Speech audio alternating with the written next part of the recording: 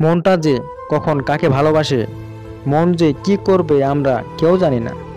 মনের উপর কন্ট্রোলটা আমাদের কারো থাকে না। মনকে আমরা চেপে রাখতে পারি, কিন্তু ওকে আটকানো খুব কঠিন। একটা মানুষের সাথে তুমি আছো যে তোমাকে ভালোবাসে বা ভালোবাসে না, সে ঢং করছে বা জাস্ট তোমাকে খুশি করার জন্য সে তোমার সাথে আছে। এরকম ভালোবাসা রেখে কি হবে? নিজেকে বেছে দেওয়া ঠিক নয়।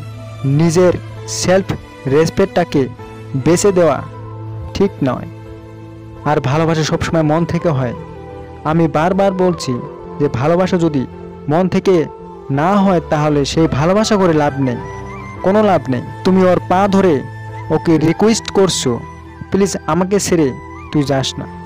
অনেকভাবে ওকে কনফিউজ করার চেষ্টা করছো। তুমি বারবার ওকে বলছো তুই ফিরে আয়, তুই আমাকে ছেড়ে যাস না, কিন্তু সে আর এলো না। এখনো কোনো মেসেজ বা মেসেজের রিংটোনটা শোনা যায়, বা একদিন হয়তো তোমাকে ফোন করবে, আবার তোমার লাইফে ফিরে আসবে। আজও তুমি চেষ্টা চালিয়ে যাচ্ছ, আজও অপেক্ষা করছো, কিন্তু ও তোমার লাইফে ফিরে আসবে না।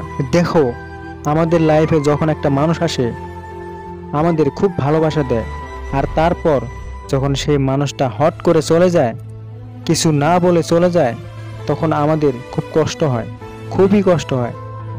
আর এটা খুব স্বাভাবিক। আমি কখনোই বলবো না যে তুমি কেন কষ্ট পাচ্ছ, তুমি মুভ অন করে যাও, আমি এরকম বলবো না। এই মানুষটাকে বোঝানোটা খুব কঠিন, এই মনটা বুঝতে চায় না। আরেকটা কি জিনিস বলো তো, আমি একটা বিশ্বাস করি যে ভালোবাসায় যদি আমরা পাগলামি না করি তাহলে সেটা ভালোবাসা না। তো আমরা যদি ম্যাচ হয়ে যায় না কেন, যখন আমরা কারোর প্রেমে পড়ি আর মন থেকে যখন আমরা কারোর প্রেমে পড়ি, এটার মধ্যে দুটা তফাৎ আছে। একটা তফাৎ হলো ভালোবাসা হয় আমরা কাউকে পছন্দ করি, তাকে দেখতে সুন্দর লাগে বা যাই হোক না কেন, আমরা তার সাথে ওয়াইফ ম্যাচ করি আর তার সাথে রিলেশনশিপে আমরা চলে যাই, সেটা একটা আলাদা ব্যাপার। আরেকটা হলো যেখানে আমাদের মনটা কোথাও না কোথাও কানেকটিভ হয়ে যায় সে মানুষটার সাথে, তাই না? তো যখন এরকম বড় ভালোবাসা হয় তখন আমার মনে হয় যে তুমি যতই ম্যাচ হও না কেন, আমরা পাগলামি করি, কিন্তু কিন্তু নিজেকে বেছে দেওয়া ঠিক নয়, নিজের সেলফ রেসপেক্টটাকে বেছে দেওয়া ঠিক নয়।